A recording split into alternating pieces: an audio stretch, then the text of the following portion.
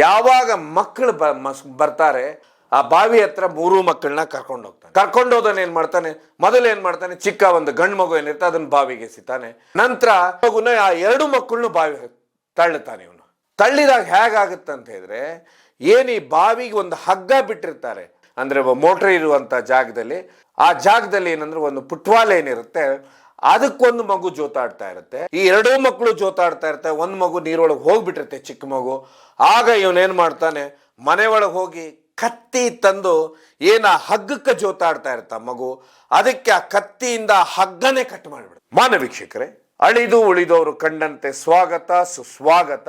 ಈ ಕೇಸಿನಲ್ಲಿ ಇದೇ ಡಿಸೆಂಬರ್ 31, 2023 ಮಂಗಳೂರು ಕೋರ್ಟಿನಲ್ಲಿ ಮರಣದಂಡನೆ ಒಟ್ಟಿಗೆ 10 ವರ್ಷ ಕಠಿಣ ಶಿಕ್ಷೆ ಆಗುತ್ತೆ. ಹಿತೇಶ್ ಅನ್ನೋ ವ್ಯಕ್ತಿಗೆ ವಯಸ್ಸು 36.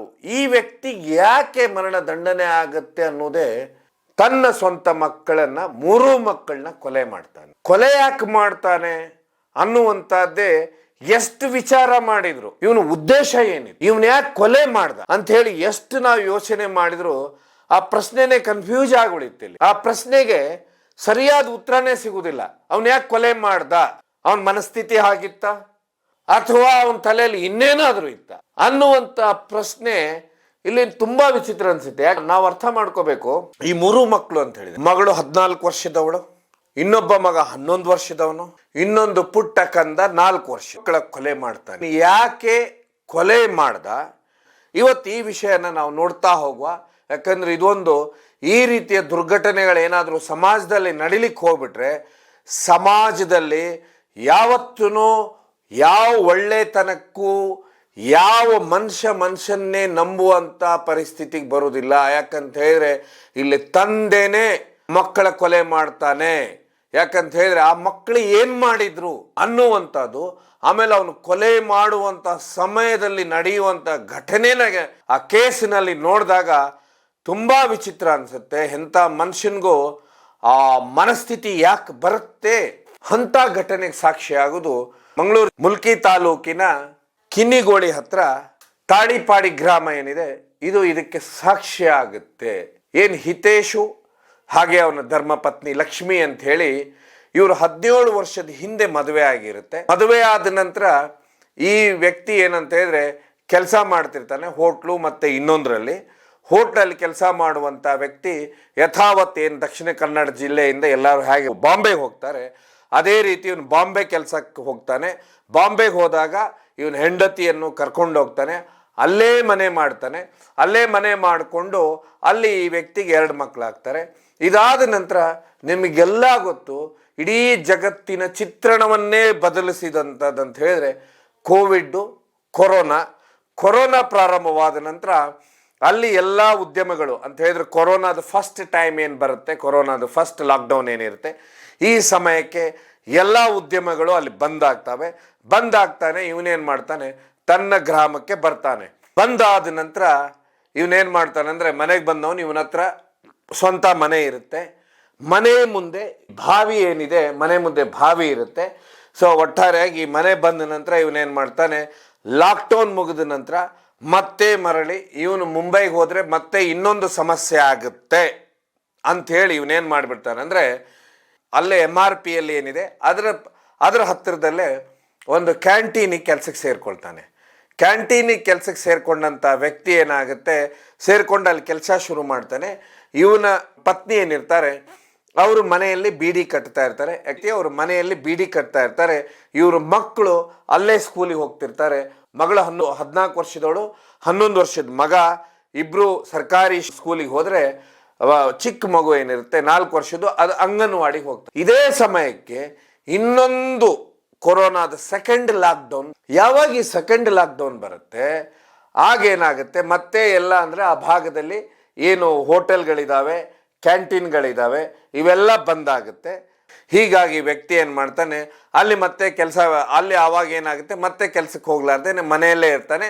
ಮನೆಯಲ್ಲಿ ಅವರ ಪತ್ನಿ ಬೀಡಿ ಕಟ್ತಾ ಇರ್ತಾರೆ. ಮತ್ತೆ ಲಾಕ್ಡೌನ್ ಓಪನ್ ಆಗುತ್ತೆ. 2ನೇ ಲಾಕ್ಡೌನ್ ಓಪನ್ ಆದ ನಂತರ ಇವನೇನ್ ಮಾಡ್ತಾನೆ, ಕೆಲ್ಸಕ್ಕೆ ಹೋಗುದಿಲ್ಲ. ಅವಾಗ ಯೋಚನೆ ಮಾಡ್ತಾನೆ, ನಾನೊಂದು ಸ್ವಂತ ಬಿಸ್ನೆಸ್ ಮಾಡಬೇಕು ಅಂತ ಹೇಳಿ. ಆಗ ಅವನ ಮನೆ ಮುಂದೆ ಅಂತ ಹೇಳಿ ರಸ್ತೆಯಲ್ಲೇ ಇರೋದ್ರಿಂದ ಮನೆ ಮುಂದೆ ಎಳ್ನೀರು ಮಾರ್ಲಿಕ್ಕೆ ಶುರು ಮಾಡ್ತಾನೆ. ಎಳ್ನೀರು ಮಾರ್ಲಿಕ್ಕೆ ಶುರು ಮಾಡಿದ ಕೂಡಲೇ ಮೊದಲು ದುಡ್ಡು ನೋಡಿದಂಥ ವ್ಯಕ್ತಿ, ಅದು ಹಳ್ಳಿ ರಸ್ತೆ ಆಗಿರೋದ್ರಿಂದ ಆ ಮಟ್ಟದಲ್ಲಿ ಎಳ್ನೀರು ಸೇಲ್ ಆಗೋದಿಲ್ಲ. ಎಳ್ನೀರಿನ ಬಿಸ್ನೆಸ್ನ ನಿಲ್ಲಿಸ್ತಾನೆ. ನಿಲ್ಲಿಸಿದ ನಂತರ ಕೆಲವೊಬ್ಬರ ಹತ್ರ ಈ ವ್ಯಕ್ತಿ ಕೈ ಸಾಲ ತಗೊಳ್ತಾನೆ.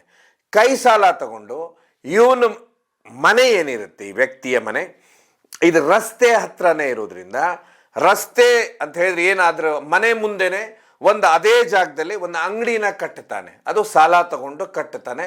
ಕಟ್ಟಿದ ನಂತರ ಇವನು ಸಾಲ ಏನು ತಗೊಂಡಿರ್ತಾನೆ ಅವ್ರ ಹತ್ರ ಹೇಳಿರ್ತಾನೆ, ನಾನು ಅಂಗಡಿ ಕಟ್ಟಿದ ನಂತರ ಅಂಗಡಿಗೋಸ್ಕರ ನಾನು ಬ್ಯಾಂಕ್ನಿಂದ ಸಾಲ ತಗೊಂಡು ನಿಮ್ದೆಲ್ಲ ಸಾಲ ತೀರಿಸ್ತೇನೆ. ಯಾಕೆಂದರೆ ಮನೆ ಪಕ್ಕದಲ್ಲೇ, ಮನೆ ಜಾಗದಲ್ಲಿ, ಆವರಣದಲ್ಲಿ ಅಂಗಡಿ ಕಟ್ಟೋದ್ರಿಂದ ಈಗ ಸಾಲ ಸಿಗೋದಿಲ್ಲ. ಕಟ್ಟೆ ಆದ ನಂತರ ಬಿಸ್ನೆಸ್ಸಿಗೆ ಅಂಥೇಳಿ ನಾನು ಸಾಲ ತಗೊಳ್ತೇನೆ.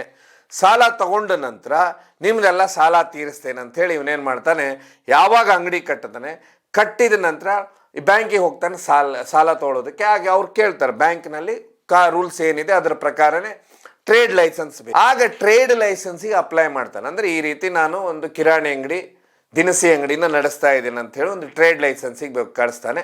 ಟ್ರೇಡ್ ಲೈಸೆನ್ಸ್ ಕೊಡುವಂಥದ್ದು ಏನಾಗುತ್ತೆ, ಲೈಸೆನ್ಸ್ ಹೋದ ನಂತರ ಅದು ಅಲ್ಲಿ ಗ್ರಾಮ ಆಗಿರೋದ್ರಿಂದ ಅದು ಗ್ರಾಮ ಪಂಚಾಯತಿ ಲೆವೆಲಲ್ಲಿ ಆಗಬೇಕಾಗತ್ತೆ. ಆಗ ಇವನು ಏನಿರ್ತಾನೆ, ಇವನು ಅಂದ್ರೆ ಮನೆ ತುಂಬ ಮೊದಲೇ ಕಟ್ಟಿರೋದ್ರಿಂದ ಅಲ್ಲೇನಾಗುತ್ತೆ ಅಂದರೆ ಡೋರ್ ನಂಬರ್ ಸರಿಯಾಗಿರುತ್ತಂತೆ, ಜಾಗದ ಕೆಲವೊಂದು ಡಾಕ್ಯುಮೆಂಟ್ಸು ಸರಿ ಇರುವುದಿಲ್ಲ. ಈ ಕಾರಣದಿಂದ ಟ್ರೇಡ್ ಲೈಸೆನ್ಸ್ ಸಿಗುವುದಿಲ್ಲ. ಟ್ರೇಡ್ ಲೈಸೆನ್ಸ್ ಯಾವಾಗ ಸಿಗುವುದಿಲ್ಲ, ಸಾಲ ತಗೊಂಡವ್ರು ಕೇಳೋ ಹೊತ್ತಿಗೆ ತಾನೇ ಪಾಡಿಗೆ ತಾನು ಕೋಪ ಪಡ್ತಿರ್ತಾನೆ. ಇದನ್ನೆಲ್ಲ ನೋಡಿದಂಥ ಇವ್ರ ಮಡದಿ ಏನು ಮಾಡ್ತಾಳೆ ಅಂತ ಹೇಳಿದ್ರೆ, ಆ ಬಿಡಿ ಕಟ್ಟುವ ಒಟ್ಟಿಗೆ ಅಲ್ಲೇ ಒಂದು ಕಡೆ ಕೆಲಸಕ್ಕೆ ಸೇರ್ತಾನೆ. ಯಾವಾಗ ಕೆಲಸಕ್ಕೆ ಸೇರ್ತಾರೆ, ಕೆಲಸಕ್ಕೆ ಸೇರಿದ ನಂತರ ಅವ್ರಿಗೊಂದಿಷ್ಟು ದಿವಸಕ್ಕಂತಿಷ್ಟು ಸಂಬಳ ಬರ್ತಾ ಇರುತ್ತೆ. ಇದಾದ ನಂತರ ಅವರು ಡೈಲಿ ಹೋಗೋದು, ಬೆಳಗ್ಗೆ ಹೋದಂಥವ್ರು ಸಂಜೆ ಕೆಲಸ ಮುಗಿಸ್ಕೊಂಡು ಬಂದ ನಂತರ ತಮ್ಮ ಬಿಡಿ ಕಟ್ಟೋದು, ಇದೆಲ್ಲ ಕೆಲಸವನ್ನು ಮಾಡ್ತಾ ಇರ್ತಾನೆ. ಇದು ಯಾವಾಗ ಇವನು ಮನೆಯಲ್ಲಿ ಕೂತ್ಕೊಂಡು ಇದನ್ನೆಲ್ಲ ನೋಡ್ತಾ ಇರ್ತಾನೆ, ಇವನು ಒಳಗಿಂದ ಒಳಗೆ ವಿಪರೀತವಾಗಿ ಕೋಪ ಬರೋದು, ಸಿಟ್ಟು ಬರೋದು. ನಾನು ಇಲ್ಲೇ ಇರಬೇಕಲ್ಲ, ನಾನು ಸಾಲ ತೀರಿಸ್ಬೇಕಲ್ಲ, ಹಾಗೆ ಸಾಲ ತಗೊಂಡವ್ರದ್ದು ಕೊಡಬೇಕಲ್ಲ, ನಾನೇನು ಅಂಗಡಿ ಬಿಸ್ನೆಸ್ ಮಾಡ್ಬೇಕಂದ್ರೆ ಆ ಬಿಸ್ನೆಸ್ಸು ಆಗಲಿಲ್ಲ ಅಂಥೇಳಿ ಇವನು ಒಳಗಿಂದ ಒಳಗೇನೆ ಇವನ ಹತ್ರ ಒಂಥರ ವಿಚಿತ್ರವಾದ ವೇದನೆಗಳು ಶುರುವಾಗ್ತವೆ. ಆದರೆ ಹೆಂಡತಿ ಪಾಪ ಅವ್ರ ಪಾಡಿಗೆ ಅವ್ರ ಪಾಪ ಕೆಲ್ಸಕ್ಕೆ ಹೋಗ್ತಾ ಇರ್ತಾರೆ, ಬರ್ತಾ ಇರ್ತಾರೆ.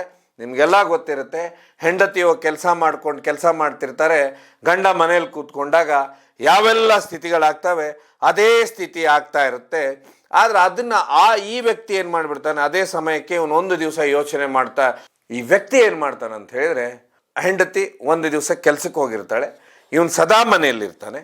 ಮನೆಯಲ್ಲಿದ್ದಂಥವ್ನು ಏನು ಮಾಡ್ತಾನೆ ಅಂತ ಹೇಳಿದ್ರೆ, ಆವತ್ತು ಸ್ಕೂಲ್ ಮುಗಿಸ್ಕೊಂಡು ತನ್ನ 3 ಮಕ್ಕಳು ಬರ್ತಾರೆ ಸಂಜೆ. ಯಾವಾಗ ಮಕ್ಕಳು ಬರ್ತಾರೆ, ಆ ಬಾವಿ ಹತ್ರ 3 ಮಕ್ಕಳನ್ನ ಕರ್ಕೊಂಡು ಹೋಗ್ತಾನೆ. ಕರ್ಕೊಂಡು ಹೋದನ್ ಏನು ಮಾಡ್ತಾನೆ, ಮೊದಲು ಏನು ಮಾಡ್ತಾನೆ, ಚಿಕ್ಕ ಒಂದು ಗಂಡು ಮಗು ಏನಿರುತ್ತೆ ಅದನ್ನು ಬಾವಿಗೆ ಎಸಿತಾನೆ. ನಂತರ ಪುನಃ ಆ 2 ಮಕ್ಕಳನ್ನು ಬಾವಿ ತಳ್ಳುತ್ತಾನೆ. ಇವನು ತಳ್ಳಿದಾಗ ಹೇಗಾಗುತ್ತೆ ಅಂತ ಹೇಳಿದ್ರೆ, ಏನು ಈ ಬಾವಿಗೆ ಒಂದು ಹಗ್ಗ ಬಿಟ್ಟಿರ್ತಾರೆ ಅಂತ ಹೇಳಿದ್ರೆ, ಏನು ಪುಟ್ವಾಲ್ ಇರುತ್ತೆ ಅಲ್ಲಿ, ಅಂದರೆ ಮೋಟ್ರ್ ಇರುವಂಥ ಜಾಗದಲ್ಲಿ, ಆ ಜಾಗದಲ್ಲಿ ಏನಂದ್ರೆ ಒಂದು ಪುಟ್ವಾಲ್ ಏನಿರುತ್ತೆ ಅದಕ್ಕೊಂದು ಮಗು ಜೋತಾಡ್ತಾ ಇರುತ್ತೆ. ಅದರ ಪಕ್ಕದಲ್ಲಿ ಇರುವಂಥದ್ದು ಇನ್ನೊಂದೇನು ಪೈಪ್ ಇರುತ್ತೆ, ಆ ಪೈಪಿಗೆ ಇನ್ನೊಂದು ಮಗು ಹಿಡಿದು ಕಿರ್ಚಾಡ್ತಾ ಇರ್ತಾವೆ ಮಕ್ಕಳು.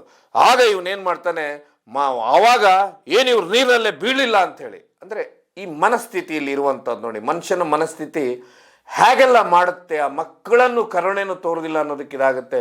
ದಕ್ಷಿಣ ಕನ್ನಡ ಭಾಗದಲ್ಲಿ ಏನಾಗುತ್ತೆ ಅಂದರೆ, ಬಾವಿ ಅಂದ್ಕೊಳ್ಳೆ ತುಂಬ ಆಳ ಇರೋದಿಲ್ಲ, ತುಂಬ ಕಡಿಮೆ ಆಳ ಅಂತ ಹೇಳಿದ್ರೆ ಒಂದು 20 ಅಡಿ ಇರುವಂಥ ಬಾವಿಗಳಿರ್ತವೆ. ಈ 2 ಮಕ್ಕಳು ಜೋತಾಡ್ತಾ ಇರ್ತವೆ, ಒಂದು ಮಗು ನೀರೊಳಗೆ ಹೋಗ್ಬಿಟ್ಟಿರುತ್ತೆ, ಚಿಕ್ಕ ಮಗು.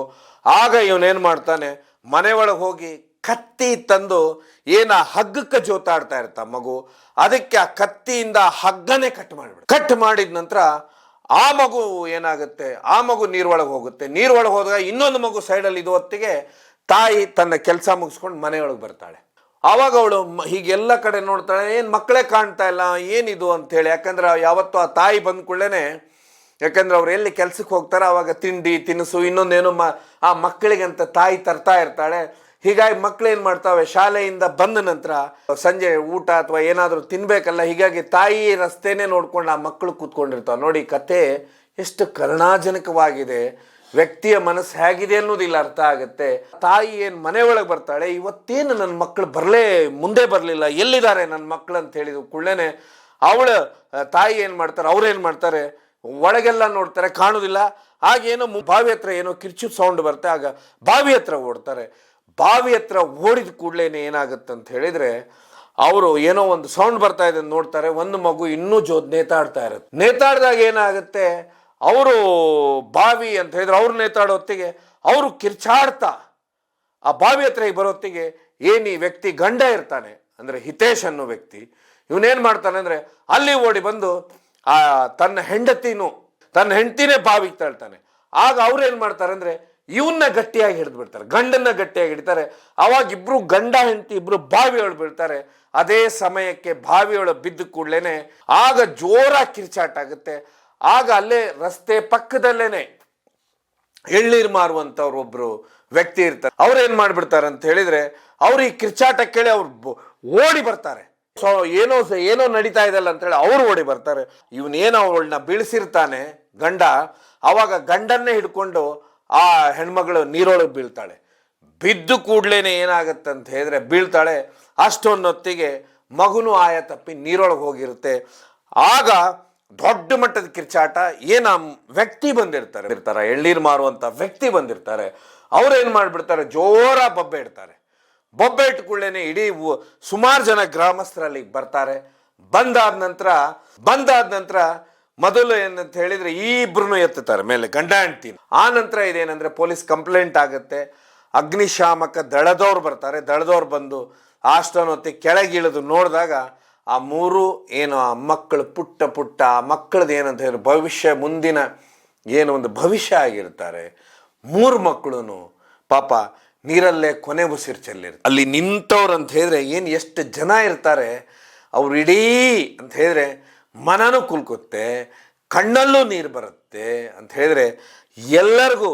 ಇದೆಲ್ಲದಕ್ಕಿಂತ ಹೆಚ್ಚಾಗಿ ಏನು ಆ ರಸ್ತೆ ಪಕ್ಕದಲ್ಲಿ ಎಳ್ನೀರು ಮಾರ್ತಾ ಇದ್ರು ಅವರು, ಅವಾಗ ಅವ್ರದ್ದಿಷ್ಟು ಮನ ಕುಲ್ಕುತ್ತಂತ ಹೇಳಿದ್ರೆ ಅವ್ರು ಅಲ್ಲಿಗೆ ಅಂತ ಹೇಳಿದ್ರೆ ಅವರು ಓಡಿ ಎಷ್ಟು ಸ್ಪೀಡಲ್ಲಿ ಓಡಿ ಬರ್ತಾರೆ ಅಂದ್ರೆ ಆ ಜಾಗಕ್ಕೆ. ಆದ್ರೆ ಅಷ್ಟೊಂದು ಹೊತ್ತಿಗೆ ಮಕ್ಕಳು ಹೋಗ್ಬಿಟ್ಟಿರ್ತಾವೆ, ನೀರು ಒಳಗೆ ಹೋಗಿರ್ತಾವೆ. ಕೊನೆಯದಾಗಿ ಇವರಿಬ್ರು ಉಳಿತಾರೆ, ಇವರಿಬ್ಬರನ್ನು ಹೊರಗೆ ತೆಗಿತಾರೆ. ಇದಾದ ನಂತರ ಪೊಲೀಸ್ ಕೇಸ್ ಆಗುತ್ತೆ. ಯಾಕಂತ ಹೇಳಿದ್ರೆ ಇಲ್ಲಿ ನಿಮ್ಗೆ ಎಲ್ಲಾನು ನಡೆಯುವುದು ಹೆಂಡತಿಯ ಮುಂದೆನೆ ಈ ಕೇಸು, ಅವ್ರ ಮುಂದೆನೆ ನಡೀತಿ ಘಟನೆ ಎಲ್ಲ. ಆಗ ಏನಾಗುತ್ತೆ, ಅವರು ವಿವರಾಗಿದ್ದೇನೆ ಹೇಳ್ತಾರೆ. ಹೇಳಿದ ನಂತರ ಈ ಕೇಸ್ ಏನಂತ ಹೇಳಿದ್ರೆ ಮುಲ್ಕಿ ಪೊಲೀಸ್ ಸ್ಟೇಷನ್ನಲ್ಲಿ ಕೇಸ್ ಆಗುತ್ತೆ. ಕೇಸ್ ಇದು ನಡೆಯುವುದಂತ ಹೇಳಿದ್ರೆ 2022ನೇ ಇಸ್ವಿಯಲ್ಲಿ ಆಗುತ್ತೆ.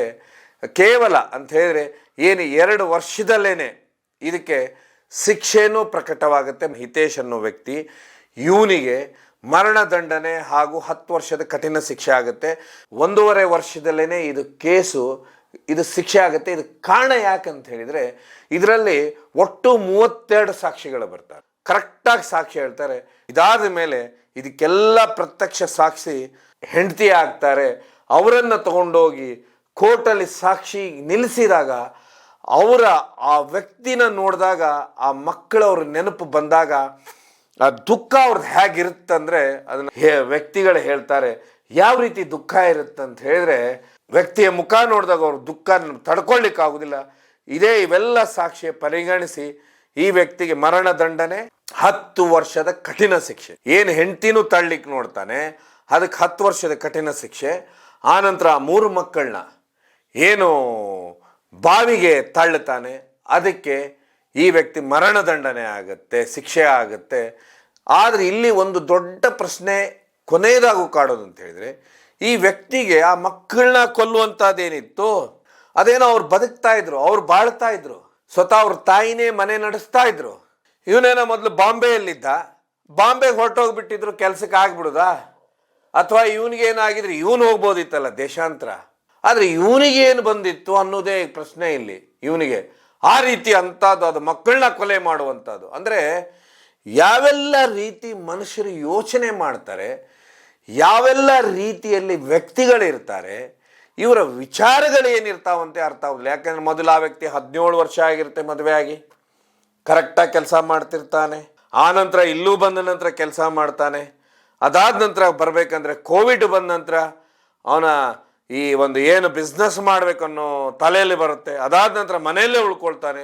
ಅಂದರೆ ಒಬ್ಬ ವ್ಯಕ್ತಿ ಖಾಲಿ ಕೂತ್ಕೊಂಡ ಅಂದರೆ ಏನೆಲ್ಲ ಅವನ ತಲೆಯಲ್ಲಿ ಈ ರೀತಿ ವಿಚಾರಗಳು ಬರ್ತಾವನ್ನೋದೇ ಈ ಒಂದು ಘಟನೆಯಲ್ಲಿ ಸಾಕ್ಷಿ ಆಗುತ್ತೆ. ಇದೆಲ್ಲದಕ್ಕಿಂತ ಹೆಚ್ಚಾಗಿ ಪಾಪ ಅವರು 9 ತಿಂಗಳು ಒಂದೊಂದು ಮಕ್ಕಳನ್ನ ಹೆರೆದು ಆ ಕಷ್ಟಪಟ್ಟು ಕೆಲ್ಸಕ್ಕೆ ಹೋಗಿ ಬೀಡಿ ಕಟ್ಟುವುದು ದುಡ್ಡು ಸಾಲ್ತಾ ಇಲ್ಲ ಅಂಥೇಳಿ ಬೇರೆ ಕಡೆ ಕೆಲ್ಸಕ್ಕೆ ಹೋಗಿ ಅದರಿಂದ ಪಾಪ ತನ್ನ ಮನೆಯನ್ನ ತನ್ನ ಮಕ್ಕಳನ್ನ ಸಾಕುವತ್ತಿಗೆ ಈ ಒಬ್ಬ ವ್ಯಕ್ತಿ ಮನಸ್ಸಿನ ಸ್ಥಿತಿಯಲ್ಲಿ ನಾವು ನೋಡಬೇಕಾದಂಥದ್ದು. ಇಂಥ ಘಟನೆ ನಡೆದಾಗ ಒಂದು ಕಡೆ ಆ ಹೆಣ್ಮಗಳೇನಿದ್ದಾರೆ ಅವರ ಪರಿಸ್ಥಿತಿ ಯೋಚನೆ ಮಾಡಿದಾಗ ಎಷ್ಟು ಕರುಣಾಜನಕ ಅನ್ಸುತ್ತಂದರೆ, ಆ 3 ಮಕ್ಕಳನ್ನ ಆ ವ್ಯಕ್ತಿ ಅವನು ತನ್ನ ಮುಂದೆನೇ ತಾನು ಆ ರೀತಿ ಕೊಲೆ ಮಾಡ್ತಾನಂತೇಳಿ. ಇದೆಲ್ಲದಕ್ಕಿಂತ ಹೆಚ್ಚಾಗಿ ಒಂದು ಮಗು ನೇತಾಡುತ್ತಂಥೇಳಿ ಹಗ್ಗದಿಂದ ಕತ್ತಿಯಿಂದ ಹಗ್ಗನ ಕಟ್ಟು ಮಾಡಿ ಈ ರೀತಿ ಮನಸ್ಥಿತಿಗಳು ಮನುಷ್ಯನಲ್ಲಿ ಬರ್ತಾವಂದ್ರೆ ಇದನ್ನ ಯಾರು ಈ ರೀತಿ ವ್ಯಕ್ತಿಗಳ ಮನಸ್ಸನ್ನ ಯಾಕೆ ಈ ರೀತಿ ಮನಸ್ಥಿತಿ ಬರ್ತಾವ ಅನ್ನೋದೇ ಯೋಚನೆ ಮಾಡಬೇಕು. ಇದೆಲ್ಲದಕ್ಕಿಂತ ಹೆಚ್ಚಾಗಿ ಇನ್ನಾದರೂ ಈ ರೀತಿಯ ಮನಸ್ಥಿತಿಗಳು ಬದಲಾದರೆ ಎಲ್ಲೋ ಒಂದು ಕಡೆ ಸಮಾಜಕ್ಕೆ ಈ ರೀತಿ ಮನಸ್ಥಿತಿಗಳು ಬದಲಾದರೆ, ಇಲ್ಲಾಂದರೆ ಈ ರೀತಿಯ ವಿಕೃತ ಮನಸ್ಸಿನ ವ್ಯಕ್ತಿಗಳಿದ್ರೆ ಏನೆಲ್ಲ ಆಗುತ್ತೆ ಅನ್ನೋದಕ್ಕೆ ಈ ಘಟನೆ ಸಾಕ್ಷಿ ಆಗುತ್ತೆ ಅಂತ ಹೇಳಿ ಈ ಕಾರ್ಯಕ್ರಮ ಮುಗಿಸ್ತೇನೆ. ಇದು ಕೇವಲ ಜನಜಾಗೃತಿಗೋಸ್ಕರ.